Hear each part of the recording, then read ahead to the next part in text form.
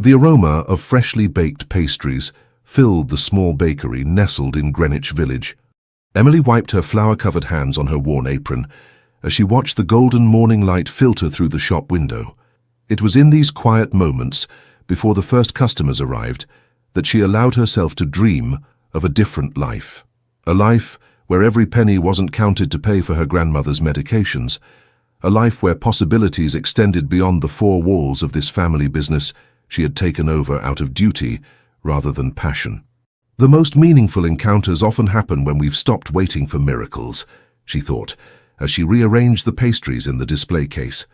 The bell above the door chimed, announcing the arrival of an early customer.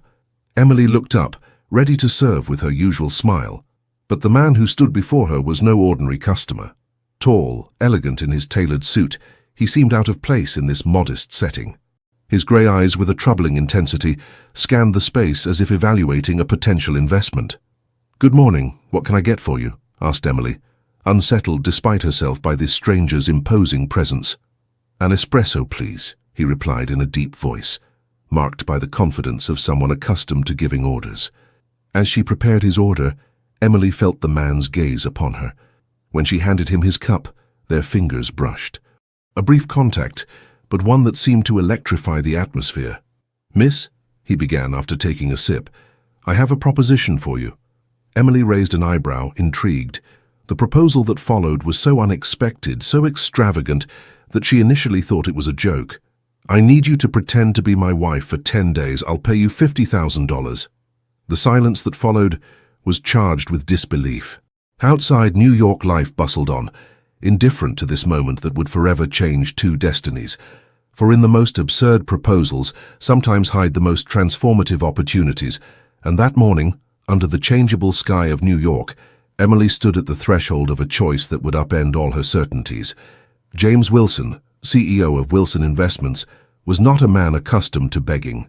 Used to having the world bend to his fortune and influence, he now found himself in this modest bakery, formulating a request that stripped him of all his dignity. "My mother is celebrating her 75th birthday in 10 days, he explained to Emily, who listened with growing mistrust. I lied a few months ago. I told her I was engaged to make her happy." "And your imaginary fiancé vanished?" asked Emily, with a boldness that surprised even herself. A bitter smile crossed James's face. "She never existed. But now my entire family is arriving from across the country. My mother has organized a celebration that will last several days, and I can't confess that I invented this relationship." Emily observed the man before her. Beneath the veneer of confidence, she perceived an unexpected vulnerability. His eyes betrayed a fatigue that wasn't merely physical.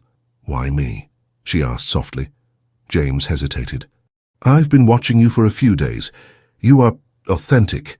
My mother would immediately sense if I hired a professional actress. She has a sixth sense for these things." Emily felt herself blushing.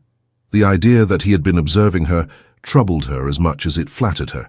$50,000, she repeated, pronouncing this sum that represented more money than she had ever possessed. 10 days, James confirmed.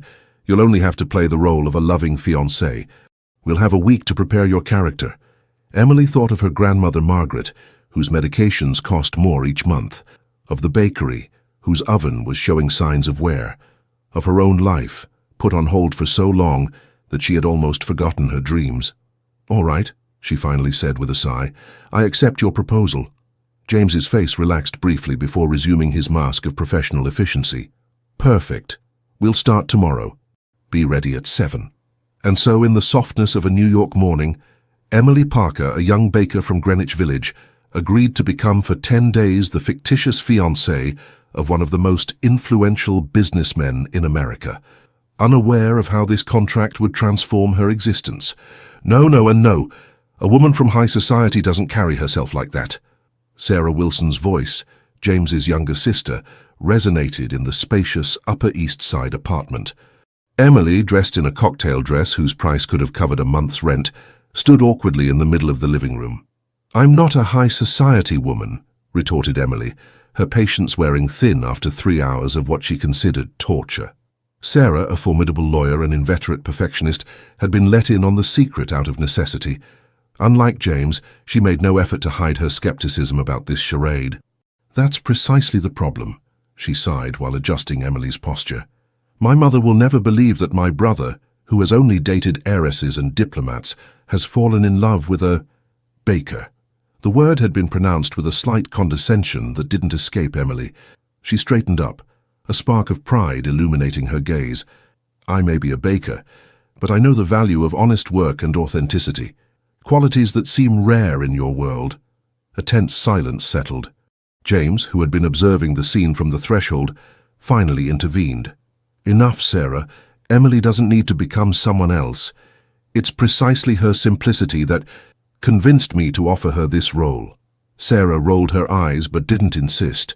She left the room muttering something about a disaster waiting to happen. Left alone with Emily, James approached her, a glass of wine in hand. "Please excuse my sister. She's protective. She's mostly afraid that I won't measure up and that I'll embarrass you," Emily responded, accepting the glass he offered. James observed her for a moment, seeming to truly see her for the first time. "You know, it's this frankness that's sorely lacking in my circles. Everyone walks on eggshells, calculating every word. It's refreshing." Their gazes met, and for the first time since the beginning of this strange collaboration, a form of complicity was established between them. "Tell me about your mother," asked Emily, settling into an armchair. "If I'm to convince her that I'm madly in love with her son, I might as well understand her." James sat across from her, and over the following hours, he told her about Elizabeth Wilson, widowed at 30, who had taken the reins of the family business and transformed it into an empire. He evoked her inflexible character, her attachment to traditions, but also her hidden generosity and her unconditional love for her children. "She lived only to give us what she never had," he concluded with a tenderness that surprised Emily. "Now she wants grandchildren, a daughter-in-law who will carry on the family traditions." "And what do you want?" Emily gently asked. The question seemed to disconcert James. He stared at his glass as if the answer might be found there. "I want my mother to be happy," he finally said. Emily didn't press, but she had perceived the hesitation, the crack in the armor of this man who seemed to have everything, except perhaps the ability to define himself outside of his family's expectations.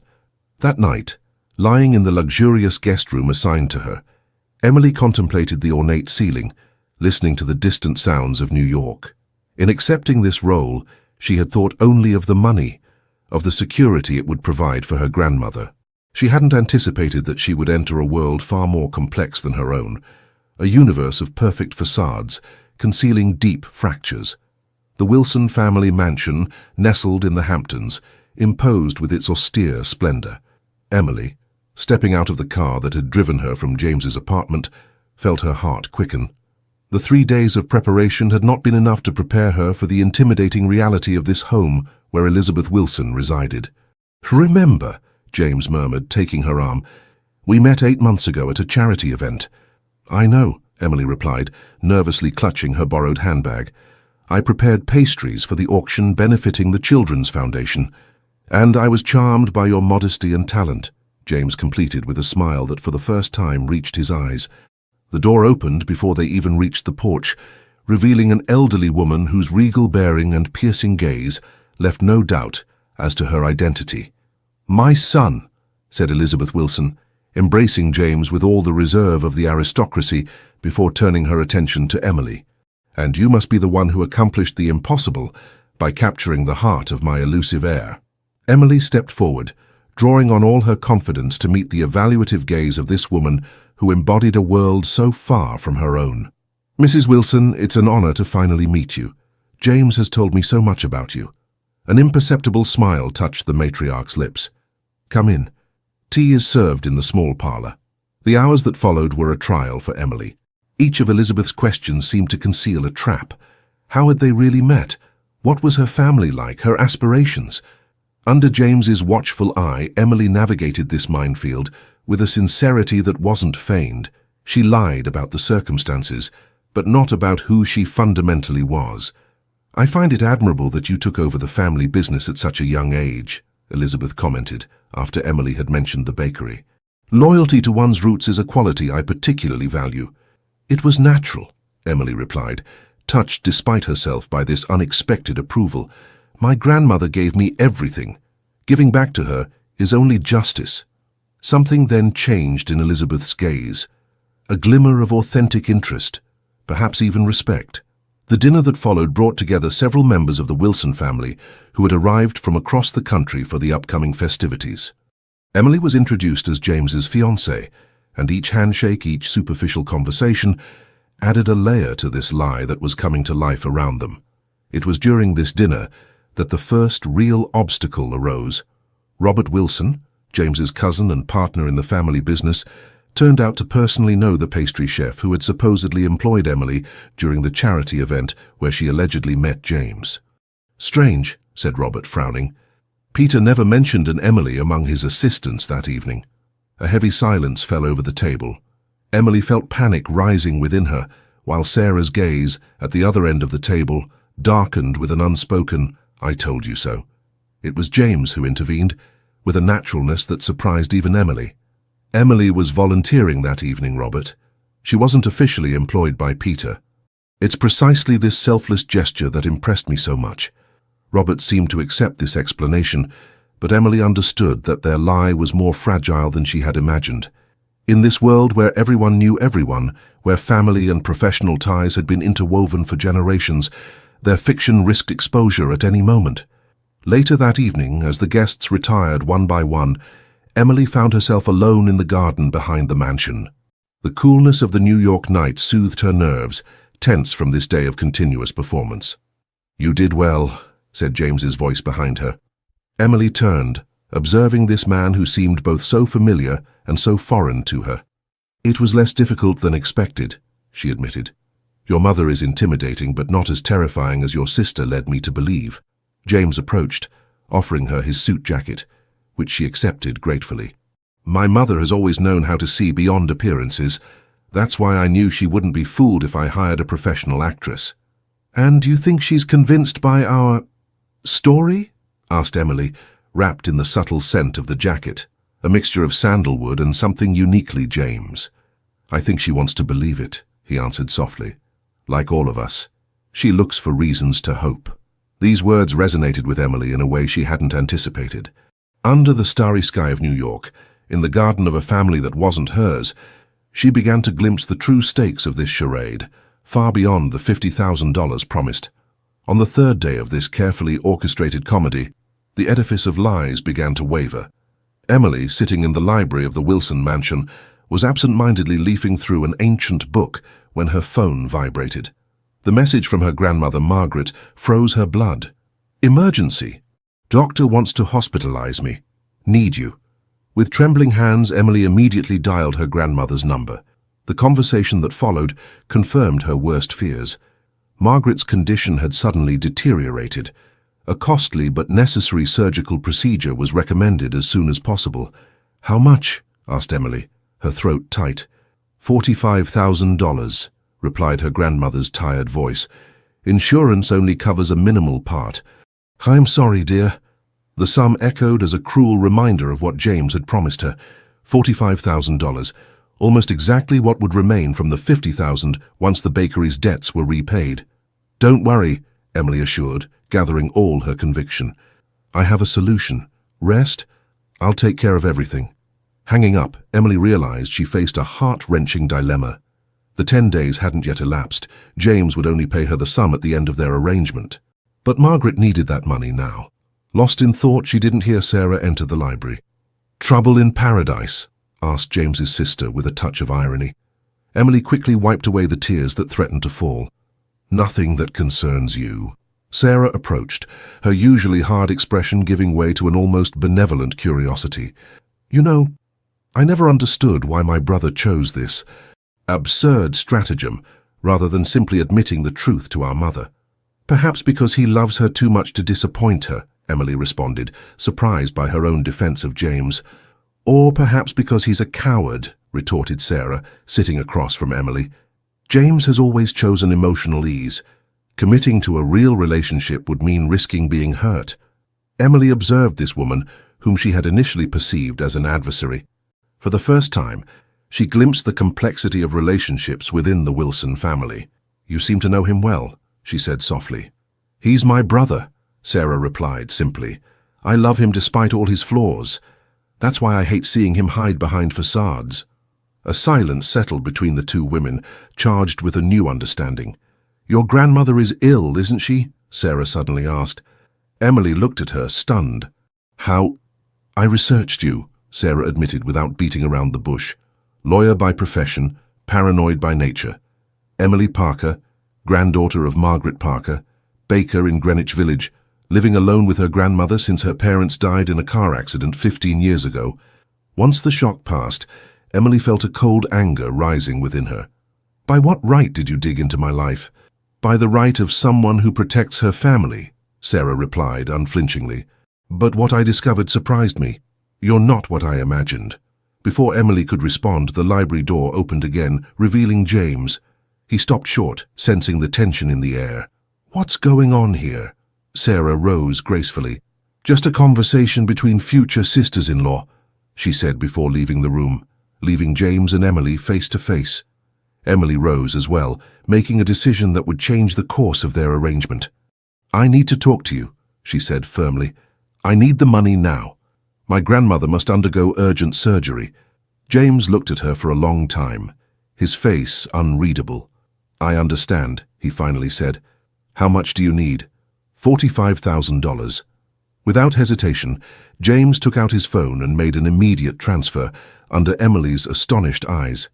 Why? She murmured, unable to comprehend this gesture that went far beyond their contract. James put away his phone, avoiding her gaze. Maybe I'm not the man you think, Emily, nor the one my family believes they know. This phrase, uttered almost in a whisper, contained a truth that Emily was only beginning to glimpse. Behind the mask of the ruthless businessman hid a man in search of authenticity, just as she was in search of security. I need to return to my grandmother, Emily announced, aware that this precipitous departure risked compromising their plan. To her great surprise, James nodded without protest. I'll accompany you. That's not necessary. If we want our story to remain credible, a fiancé would never let his future wife face such an ordeal alone. This reasoning was logical, but Emily sensed there was more to it. Something had changed between them, a form of mutual respect that transcended their commercial arrangement. Thus, at the twilight of this third day, James Wilson, heir to one of the greatest fortunes in America, found himself in a modest hospital room in the East Village, holding Margaret Parker's hand while Emily discussed with the doctors. That evening, certainties collapsed on both sides. For in choosing to accompany Emily, James had crossed an invisible line, the one separating contract from authentic engagement. Mount Sinai Hospital was bathed in the bluish light of early morning when Emily emerged from her torpor. She had spent the night in an uncomfortable armchair near her grandmother's bed, who now slept peacefully after receiving assurance that her operation would be scheduled in the coming days. What surprised Emily was discovering James still present. He hadn't left the hospital. Seated in the hallway, his wrinkled suit and drawn features testified to a sleepless night. You stayed, she noted as she approached, offering him a coffee from the machine she had just purchased. I told you a fiancé wouldn't leave, he replied, accepting the cup gratefully. But Emily was no longer fooled by this convenient explanation. You didn't have to do this. No one from your family is here to judge your performance. James took a sip of coffee, grimacing at its bitter taste. Perhaps I wasn't playing a role. This admission, subtle as it was, created a charged silence between them. Emily sat beside him, aware of a new intimacy that had nothing to do with their contract. Tell me about yourself, she asked softly. The real James, not the one you show to the world. He hesitated, seeming to weigh the pros and cons of such a confidence. I'm not sure I know this real James myself, he finally admitted. For as long as I can remember, I've been what others expected of me. The prodigious son, the perfect heir, the ruthless businessman. And what would you have wanted to be? The question seemed to disconcert him. He stared at the tiled floor, as if searching for an answer there. An architect, he said so quietly that Emily almost didn't hear him. I would have wanted to create spaces that bring people together, not investment portfolios that divide them. This unexpected confession touched Emily more than she would have imagined. She glimpsed for the first time the man behind the facade, with his abandoned dreams and silent regrets. It's never too late, she offered gently. A sad smile passed over James's face. For some choices, it is. Before Emily could respond, her phone vibrated. It was a message from Sarah, brief and alarming. "Mother asking questions, delicate situation, come back soon." Emily showed the message to James, who immediately stood up. "We have to return. My mother has a sixth sense for detecting lies. If she starts to doubt—" "I can't leave Margaret," Emily protested, torn between her obligations to her grandmother and their agreement. James approached the half-open door of the room, observing the elderly woman who slept. "She's in good hands here," he said with surprising kindness. "I'll personally ensure that the best specialists take care of her." "You don't have to do that." "I want to," he affirmed, with a conviction that rendered any argument futile. The return journey to the Wilson mansion was silent, each absorbed in their thoughts. For Emily, the situation was becoming increasingly complex. What had begun as a simple financial agreement was transforming into something she struggled to define. As for James, he seemed to be fighting against feelings he hadn't anticipated. Upon their arrival at the mansion, they were greeted by a visibly relieved Elizabeth. "My God, I was worried sick, disappearing like that without warning." "I'm sorry, Mother," James apologized. "Emily's grandmother had an urgent health issue."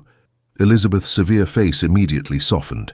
She took Emily's hands in hers, a maternal gesture that Emily hadn't known since the death of her own mother. "My poor child, why didn't you say anything? Family is there to support each other in difficult times." Family. This word resonated strangely in Emily's ears. In just a few days, she had found herself integrated into this concept, even if everything rested on a lie. Later in the day, as preparations for Elizabeth's grand birthday celebration were in full swing, Sarah took Emily aside. "I know you were at the hospital," she said without preamble. "I covered for your absence by pretending you two had gone to visit a venue for your wedding reception." Emily looked at her with surprise. "Why would you help me?" Sarah sighed, her mask of coldness cracking slightly. "Because I've never seen my brother behave the way he does with you. Something has changed in him." "We're just playing our roles," Emily weakly protested. "No," Sarah replied, with quiet certainty. "My brother isn't acting anymore. And I don't think you are either." These words resonated with Emily like a truth she wasn't yet ready to admit. For acknowledging her nascent feelings for James would mean accepting that this fiction might become a form of reality, with all the complications that would entail. That evening, during the family dinner, Emily observed James interacting with his relatives. She noticed details that had escaped her before: the way he discreetly supported his mother when she rose, the patience with which he listened to a great-uncle's repeated stories, the hidden tenderness behind his teasing of Sarah, and when their gazes met across the table, something genuine passed between them, a mutual recognition of revealed truths that made their charade increasingly difficult to maintain. For the real danger was no longer that their lie might be discovered, but that their hearts might reveal a truth that neither had anticipated. On the sixth day of their arrangement, New York awoke under a fine rain that enveloped the city in a melancholic veil. Emily, standing by the window of her room at the Wilson mansion, watched the droplets trace sinuous paths on the glass. Like these raindrops, her life seemed to have taken an unpredictable direction, merging with other currents she never imagined crossing. A discreet knock at her door drew her from her contemplation. It was Elizabeth, elegant despite the early hour, standing at the threshold. "May I come in, dear?" she asked with a gentleness that contrasted with her usual authority. Emily nodded, surprised by this unexpected visit. "I'd like to show you something," Elizabeth announced as she entered the room. She held a leather-bound photo album. "The preparations for the party make me nostalgic. I thought you might like to know a bit more about the family that will soon be yours." Emily felt a pang of guilt at these words, but composed a smile. They sat side by side on the small sofa near the window, and Elizabeth opened the album on her knees. "Here's James at 8, she said, pointing to a small boy with a shy smile holding a model building. He spent hours constructing structures with whatever he could get his hands on. His father was convinced he would become an architect. Emily looked at the photo with emotion, recognizing in the child's eyes the same passion that James had confessed to her at the hospital. "What happened?" she asked softly.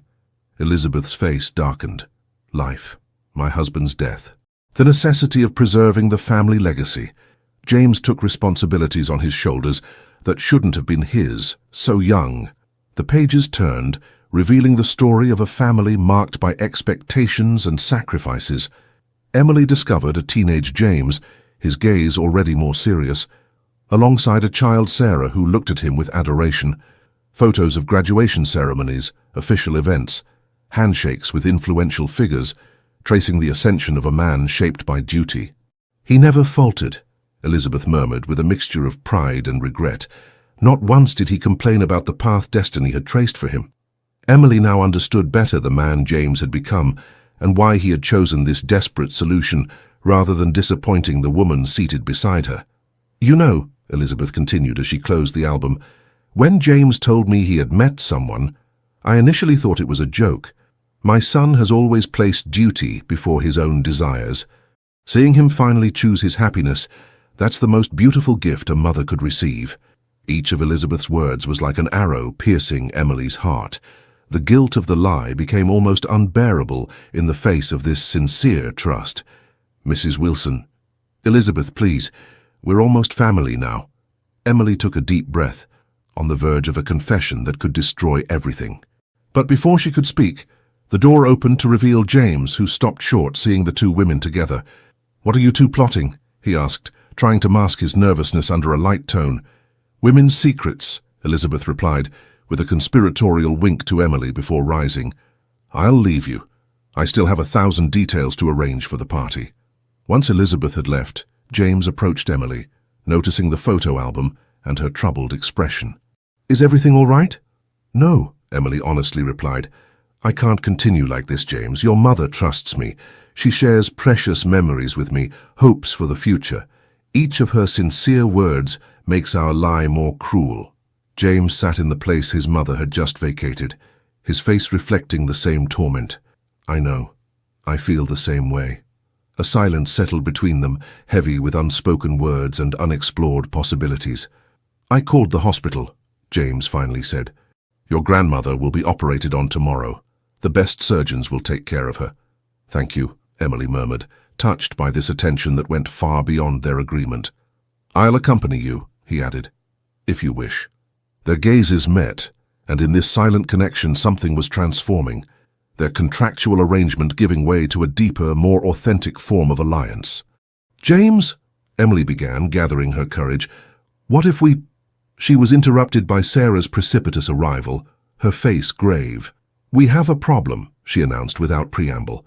"Robert has done some research. He knows Emily wasn't at the charity sale. He intends to reveal everything to Mother tonight during the family dinner." James rose abruptly, his face suddenly pale. "How did he discover—" "It doesn't matter," Sarah cut in. "What matters is what we're going to do now." Emily observed them both, these Wilson siblings united in adversity despite their differences. She then made a decision that would change the course of their story. "I'll confess everything to your mother," she declared with quiet determination, "before Robert does." "No," exclaimed James, "it would break her."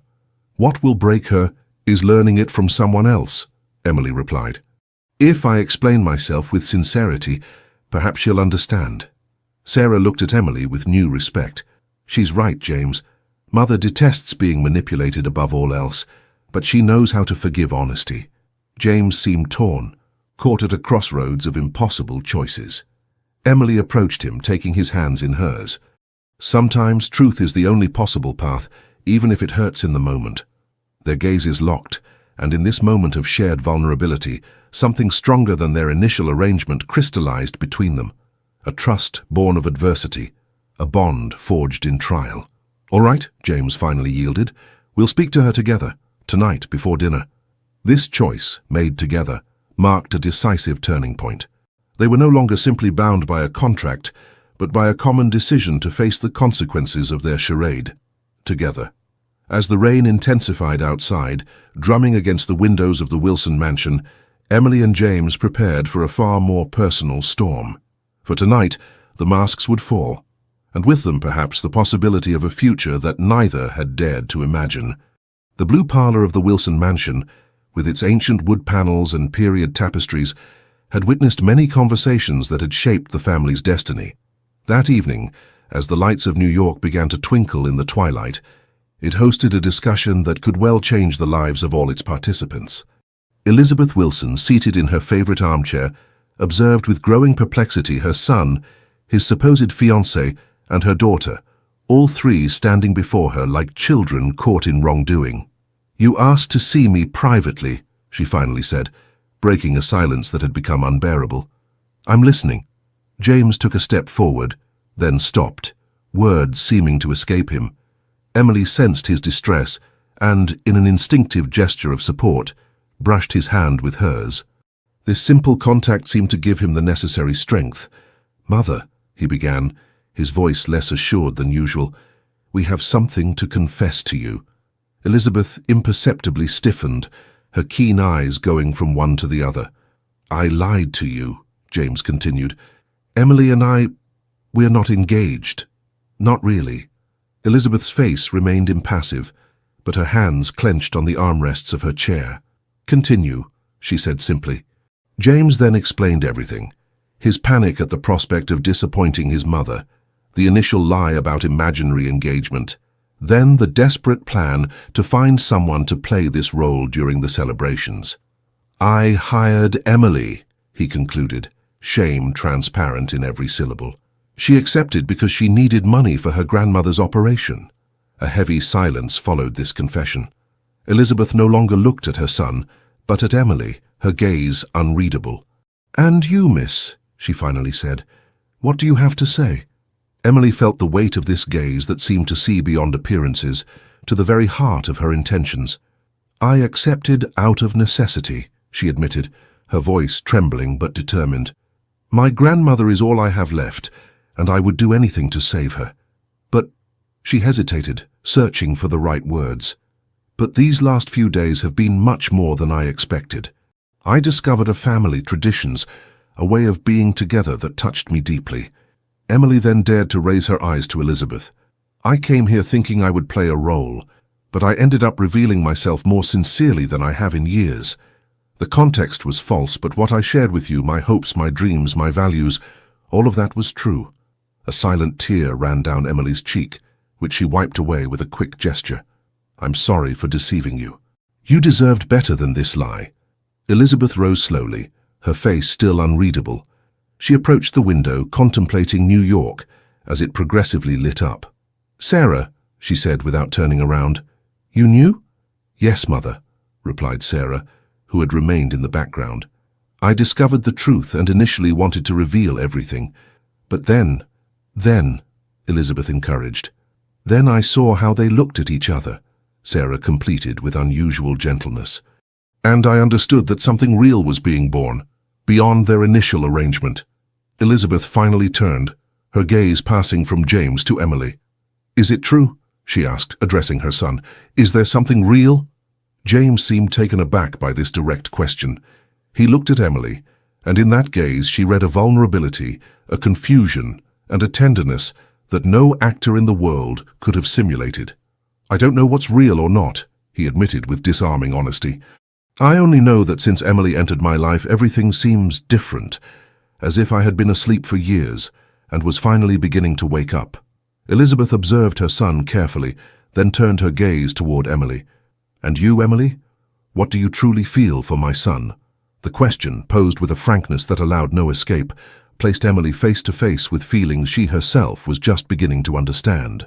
"I think that," she began before stopping, searching for the right words, "James is the most complex, most contradictory, and most interesting man I've ever met. Each day spent by his side has revealed a new facet of him, and of myself." She took a deep breath before continuing. "I don't know if it's love. I only know that when I think about the end of these 10 days, about returning to my life before without him, I feel an emptiness that I've never experienced before." The sincerity of this confession seemed to touch Elizabeth. Her face softened, and an almost imperceptible smile formed on her lips. "You know," she said as she returned to her seat, "when I married James's father, it was an arranged marriage by our families. Love came later, nurtured by mutual respect, and trials faced together." She motioned for James and Emily to sit across from her. "I should be furious. You lied to me, manipulated me. But strangely, I feel rather grateful." This declaration surprised everyone in the room. "Grateful?" repeated James, incredulous. "Yes," Elizabeth confirmed, "because this lie may have been the catalyst you needed, my son. Since your father's death, I've watched you close yourself off, place barriers between yourself and your own feelings. For the first time in years, I see you vulnerable, authentic, alive." She turned to Emily. "As for you, young woman, I believe you have brought into this house something it sorely lacked: spontaneity, frankness, and a reminder that life consists of much more than obligations and conventions." A stunned silence greeted these words. Sarah, James, and Emily exchanged astonished glances. "So, you're not angry?" James dared to ask. "Oh, yes," Elizabeth replied with a dry laugh. "I'm furious that you thought it necessary to mount such a charade, rather than simply telling me the truth. But anger is a luxury I can no longer afford at my age." She rose, signaling that the interview was coming to an end. "Dinner will be served in an hour. Until then, I'd like you both to reflect on what you truly want, not what you believe you should do, not what you think others expect of you, but what your hearts truly desire." Before leaving the room, she turned to them one last time. "Robert will be present tonight. I suppose he intended to expose your little secret for all to see. I'll handle talking to him." When the door closed behind Elizabeth, an astonished silence reigned in the blue parlor. Sarah was the first to break it. "Well," she said with an incredulous smile, "that was unexpected." James still seemed in shock, as if the ground had just crumbled beneath his feet. "She knew," he murmured. "She may have known from the beginning." Emily, for her part, felt a troubling mixture of relief and anguish. The lie had been revealed, but a far more terrifying question now arose. What remained between James and her, now that their arrangement no longer had reason to exist? This question, suspended between them like an invisible thread, would soon demand an answer that neither was yet ready to formulate. The hospital room was bathed in a soft light, filtered by half-lowered blinds. Margaret Parker, still pale but with a lively gaze, observed with curiosity the elegant man who stood beside her granddaughter. James Wilson, this name she had only heard in Emily's hasty confidences, now had a face. And what a face! He strangely resembled the yellowed photographs that Margaret carefully preserved in a box under her bed. "So you're the famous businessman who hired my granddaughter for a romantic comedy," she said, without beating around the bush, her frankness intact, despite her recent operation. James, caught off guard by this direct attack, cast an uncertain glance at Emily, who shrugged with an apologetic smile. "Grandma knows everything," she confirmed. "I couldn't lie to her." "Indeed, it's me," admitted James, stepping forward to shake the elderly woman's hand, "and I want to apologize for involving your granddaughter in this unconventional situation." Margaret studied him at length, her narrowed eyes seeming to read him like an open book. "Sit down, young man," she finally ordered, patting the edge of her bed. "I'd like to know the man who has disrupted my Emily's well-ordered life." During the hour that followed, Margaret questioned James about his family, his work, his aspirations, with an acuity that strangely recalled Elizabeth Wilson's interrogations. Emily observed this exchange with a mixture of amusement and concern, surprised to see James respond with an honesty she didn't yet know in him. "Architect," repeated Margaret, when James evoked his abandoned dream. "Interesting. Emily too should have followed another path, you know." "Grandma," Emily intervened, uncomfortable. "What? It's the truth," Margaret insisted. "My granddaughter had a remarkable talent for writing. Her teachers said she could have become a journalist, perhaps even a writer. But when her parents died and the bakery risked closing, I did what was necessary," Emily softly completed. "And I don't regret it." James looked at Emily as if discovering her in a new light. "Hugh never told me about this," he said. "We had a professional agreement," Emily replied with a slight shrug. "My personal life wasn't part of it." An awkward silence settled, which Margaret broke with the subtlety of a bulldozer. "So, now that your little arrangement is coming to an end, what are your intentions, Mr. Wilson?" "Grandma!" exclaimed Emily, mortified. "What? It's a legitimate question," Margaret defended. "This man dragged you into a charade, met your only family, paid for my operation. I have the right to know if he intends to disappear from your life as suddenly as he entered it." James, far from being offended, seemed to consider the question with the utmost seriousness. I'm not sure it's for me to decide, he finally replied, his gaze seeking Emily's. Much will depend on what your granddaughter wishes. Margaret let out a small laugh that transformed into a light cough. Men, she sighed once recovered, always waiting for women to make the difficult decisions for them. She turned to the small table near her bed and pointed to a drawer. Emily, dear, could you give me the blue box in there? Emily complied, intrigued. Margaret opened the box adorned with silver arabesques and took out a black and white photograph which she handed to James. Look, she said simply. The photo showed a young man in military uniform with a charming smile posing proudly in front of a New York building. That's... James began, frowning. Your grandfather, William Wilson, Margaret confirmed, carefully observing his reaction. I recognize him despite the years. You have his smile and that same way of narrowing your eyes when you're thinking. Emily looked alternately at her grandmother and James, astonished. How do you know his grandfather? Margaret caressed the photo with tenderness, as one caresses a precious memory. New York, 1955. I was 18, working in a bookstore near Washington Square. William had just entered architecture school, his dream. He spent hours leafing through books on Le Corbusier and Frank Lloyd Wright.